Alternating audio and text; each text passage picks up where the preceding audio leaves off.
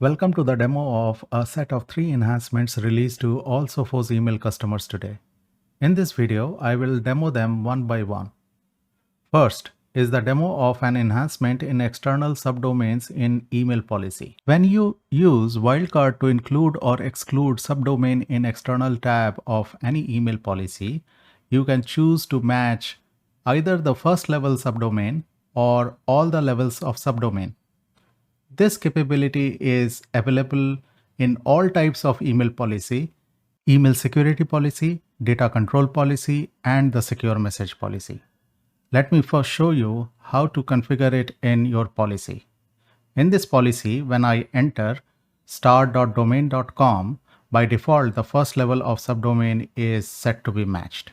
However, in the next example, I am going to select the checkbox to match all levels of subdomain. You should choose the option that fits the policy you want to create. Next, I am going to try a use case to show you the utility of this option. I have a trusted business partner with whom my company needs to frequently exchange emails for business communication. So I have created a suitable security policy for the partner's email domain, which strikes a balance between security action and quick communication with as less a friction as possible for my users. I have selected my email domain under the internal tab, and under the external tab, I'm going to add the first level subdomain of the business partner, Urban Endeavor. In the policy settings, I'm going to set all authentication failure actions to include in end user quarantine so that users can decide for themselves and self-serve.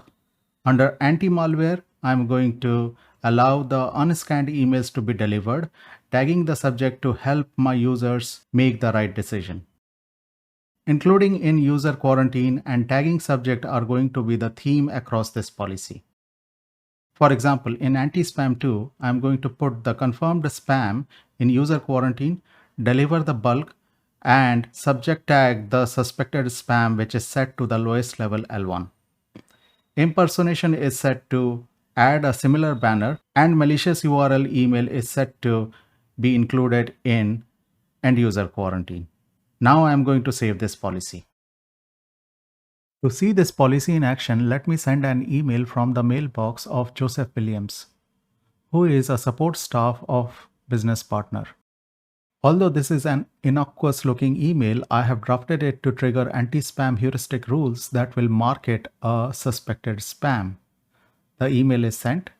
Let's note that this is the first level subdomain of the wildcard entry that we made in external of email security policy. So we are expecting that it will get delivered with a subject tag. Let's check the message history. Indeed, the email was delivered successfully and was detected as suspected spam level 1. Let's check the inbox of the recipient, John Doe. We notice that subject was tagged as expected. Next, let me send another email from the mailbox of Franklin Matthew, who is a finance consultant in a subsidiary of the business partner. I'm going to use the same email draft for the same recipient to trigger the same level of suspected spam. The email is sent.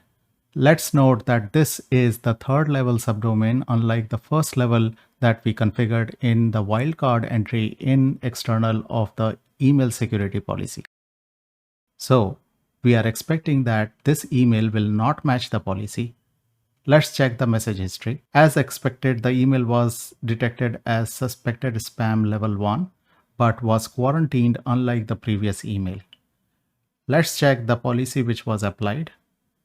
The only other policy here is the base policy, which is not as lenient as the policy for the trusted business partner. Let's check its setting.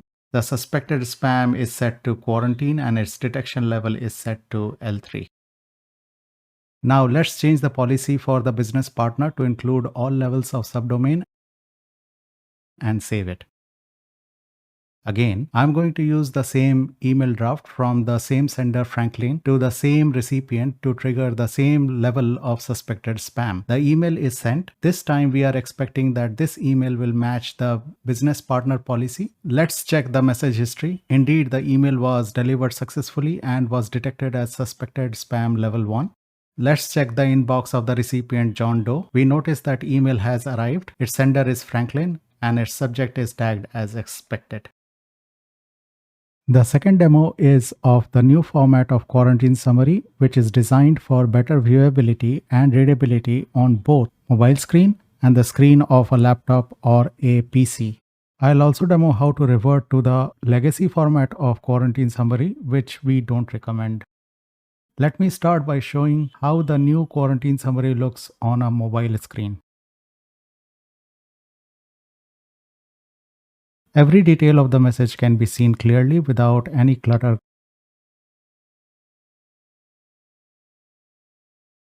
Compared to the previous legacy format, which is a struggle to read.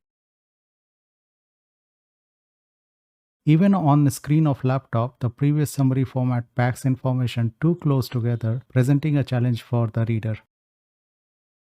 Comparatively, this new format makes even a very long subject easy to read. Likewise, other information of the email is also easy to follow. For example, the sender, the recipient, the date, and the reason why the email is quarantined. Before releasing or deleting the email, noticing the recipient address can be of significance because it can be a distribution list, alias, or a delegated address. However, if you still prefer the legacy format, then you can revert to it by navigating to Settings in Sophos Email. Under Self-Service Settings, the first option allows you to choose the format. For this account, the new format is enabled, which I will disable to restore the legacy format of Quarantine Summary, and click Save. Note, the legacy format is not easy for your users who may be using smaller screens of mobile or other handheld devices. Furthermore, the legacy format is too cluttered for future enhancements, so we recommend that you don't revert to the legacy format. The third demo is of descriptions for the entries in the allow block list. You can use the descriptions to save additional information about your allow or your block entry, such as its provenance, purpose, owner, etc., which can help you or your admin colleagues make sense of the entry in future. To demo, I will navigate to inbound allow block under settings of Sophos Email. Here you can see that I have two old entries from before this enhancement was released, so they don't have any descriptions. Let me add a new allow entry with a description text appropriate for the entry and then click Save. You can see that entry was added with description.